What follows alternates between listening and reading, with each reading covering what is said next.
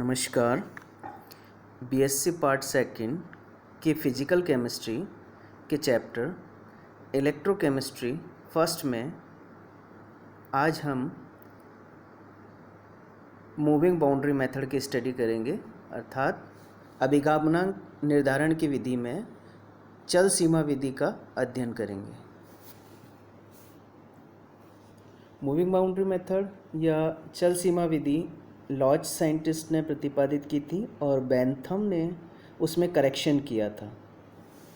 उन्होंने बताया कि विद्युत क्षेत्र के प्रभाव से आयनों की जो गति है उसके द्वारा हम सीधे ही अभिगमनांक का निर्धारण, या हम ये कह सकते हैं कि जो अभिगमनांक है उसका निर्धारण कर सकते हैं। यह विधि दो आयनिक विलयनों के बीच सीमा के अभिगमन द्वारा आयनों की गति के अध्ययन पर निर्भर करती है। अर्थात इस विधि में दो विलयन लेते हैं, उन दोनों विलयन के बीच की जो सीमा रेखा है वो सीमा रेखा विद्युत धारा के प्रवाह से गति करती है। उस गति के आधार पर अभिगमनांक का निर्धारण करते हैं।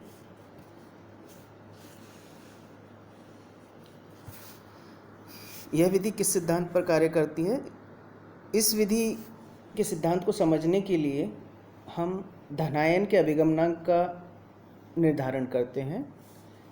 धनायन के अभिगमनांक का निर्धारण करने के लिए हम एक विलयन लेते हैं जो कि मुख्य विद्युत अपघट्य कहलाता है। ये मुख्य विद्युत अपघट्य के रूप में हम HCl लेते हैं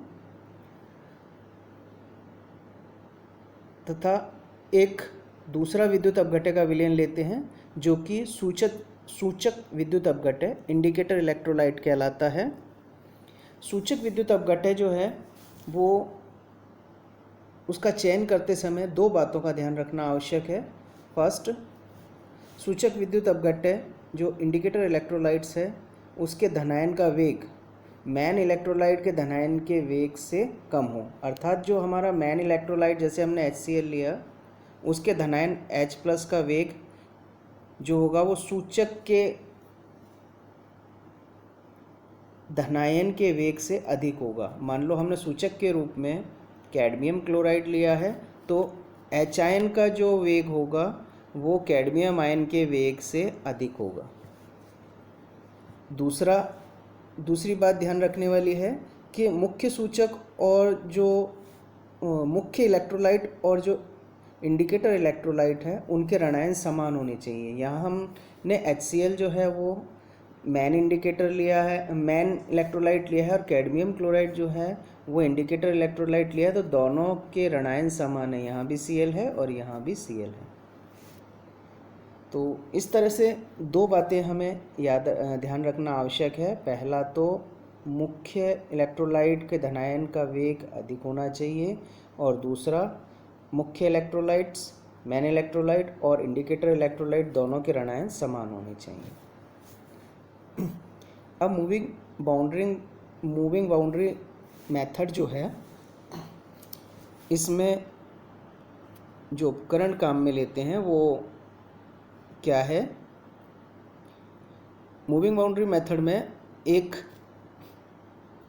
कैथोडिक चैम्बर है और X और एक एनोडिक चैम्बर है Y।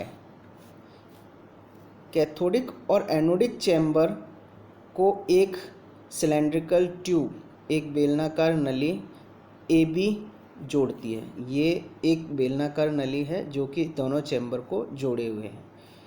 इस बेलनाकार नली AB का क्रॉस सेक्शन एरिया, अनुप्रस्थ काट क्षेत्र A से B तक समान होता है। अब कैथोडिक चैम्बर X में हम प्लैटिनम का कैथोड लगा देते हैं और एनोडिक चैम्बर में हम कैडमियम का एनोड लगा देते हैं। इन दोनों इलेक्ट्रोड को हम विद्युत परिपथ से जोड़कर कूलोमीटर से जोड़ देते हैं। अब कैथोडिक चैम्बर जो है उसमें हम HCl का विलयन भर देते हैं। और एनोडिक चैम्बर जो है उसमें हम कैडमियम क्लोराइड CdCl2 का विलयन भर देते हैं। अब क्योंकि कैडमियम क्लोराइड का घनत्व अधिक होता है और HCl का घनत्व कम होता है, अतः कैडमियम क्लोराइड के ऊपर HCl का विलयन स्थापित हो जाता है और दोनों विलयनों के मध्य एक स्पष्ट सीमा हमें दिखाई देती है, एक लिमिटिंग लेयर हमें दिखाई देती है। एक जो सीमा हमें दिखाई देती है उस सीमा को हम ए डैश से रिप्रेजेंट कर देते हैं। तो इस तरह से HCl और कैडमियम क्लोराइड के बीच जो सीमा हमें दिखाई दे रही है वो ये सीमा ए है। कई बार हम कलर्ड विलयन भी लेते हैं, यानी मेन इलेक्ट्रोलाइट और हमारा इंडिकेटर इलेक्ट्रोलाइट है, ये कलर्ड होंगे तो दोनों के बीच की जो सीमा रेखा है वो हमें स्पष्ट दिखाई देती है। मेथड लें हम अब, यानी ये किस तरह से हम अभिगमनांक का निर्धारण करते हैं चल सीमा विधि में। जब हम उपकरण को लगा देते हैं और HCl और कैडमियम क्लोराइड का विलयन एनोडिक और कैथोडिक चैम्बर्स में हम भर देते हैं और ये विलयन भरने के बाद हम इसमें विद्युत धारा का प्रवाह करते हैं। विद्युत धारा का प्रवाह करने पर जो H आयन है वो कैथोडिक चैम्बर की ओर यानी ऊपर की ओर मूव करेंगे। इसी तरह से कैडमियम आयन भी ऊपर की ओर मूव करेंगे, यानी कैथोड की ओर मूव करेंगे। अब H आयन जो है उसकी गति अधिक है और कैडमियम आयन की गति कम है। इस कारण से H आयन तेज़ी से ऊपर की ओर मूव करेगा और कैडमियम आयन थोड़ा स्लो मूव करेगा। दोनों की गति डिफरेंट होने के कारण दोनों के बीच एक जो सीमा रेखा स्पष्ट दिखाई देने लगती है, सीमा रेखा ए से ए डैश हमें सीमा रेखा दिखाई देगी। यह हमारी सीमा रेखा मूविंग बाउंड्री कहलाती है। जब हम विद्युत धारा का प्रवाह करते हैं तो यह जो बाउंड्री है ये ए से ए डैश से बी डैश तक मूव करती है। ए डैश से बी डैश तक जितनी दूरी उसने तय की वो दूरी हम L नोट कर लेते हैं। AB ट्यूब जो है उसका क्रॉस सेक्शन अनुप्रस्थ काट क्षेत्रफल A है, ठीक है, और जो विलयन है उसकी सांद्रता C है।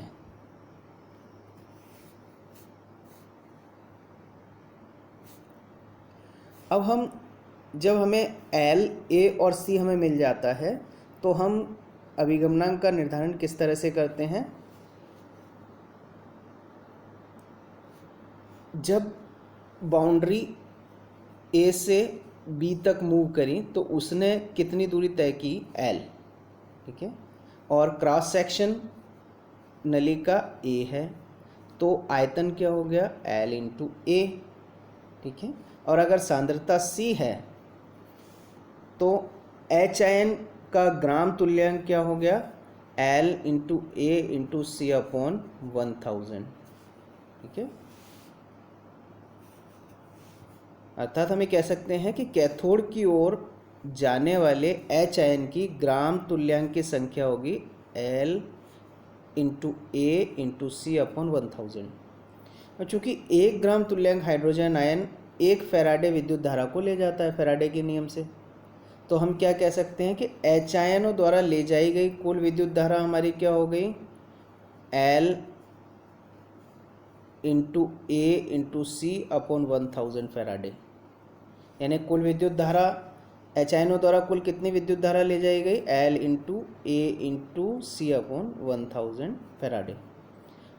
अब कुल विद्युत धारा की मात्रा कितनी होगी Q, कूलॉम, या हम ये कह सकते हैं Q अपॉन F फैराडे। अगर Q की वैल्यू IT रखें तो कुल विद्युत धारा हो गई IT अपॉन F फैराडे। अब अभिगमनांक की परिभाषा के अनुसार हम जानते हैं कि धनायन का अभिगमनांक NC हमारा क्या होता है, धनायन द्वारा ले जाई गई विद्युत धारा अपॉन संपूर्ण विद्युत धारा। धनायन द्वारा ले जाई गई कुल विद्युत धारा हमारी अभी हमने कैलकुलेट की थी, वो क्या है L into A into C upon 1000, और संपूर्ण विद्युत धारा हमारी कितनी है, Q/F, ये हमारी टोटल विद्युत धारा है। तो इन दोनों की वैल्यू हम इस इक्वेशन में रखते हैं तो हमारा होगा L × A × C/1000 upon Q/F, या हम ये कह सकते हैं कि L × A × C × F/1000 Q।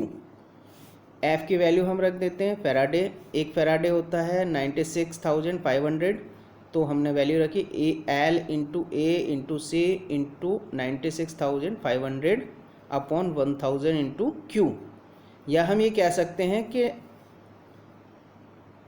NC equal to हमारा क्या हो गया 96.5 LAC/Q।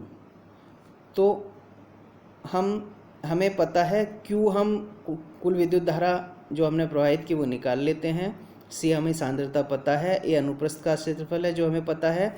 अब हम L जो कि मूविंग बाउंड्री मेथड से जो बाउंड्री कितना मूव कर रही है, L डिस्टेंस तय कर रही है, वो हम इस मूविंग बाउंड्री मेथड से L निकाल लेते हैं और इस समीकरण में इस फॉर्मूले में मान रखकर धनायन का अभिगमनांक निकाल लेते हैं। धनायन का अभिगमनांक निकालने के बाद अब हम जानते हैं कि ऋणायन का अभिगमनांक हमारा क्या होता है, यानी धनायन का अभिगमनांक n+ है, और तो n+ + n- इक्वल टू 1 है। तो हम ये कह सकते हैं ऋणायन का अभिगमनांक हमारा हो जाएगा 1 - n+। तो धनायन का अभिगमनांक निकालकर उससे ऋणायन का अभिगमनांक भी निकाल लेते हैं। तो इस तरह से हम मूविंग बाउंड्री मेथड द्वारा धनायन और ऋणायन का अभिगमनांक ज्ञात कर लेते हैं। Thank you.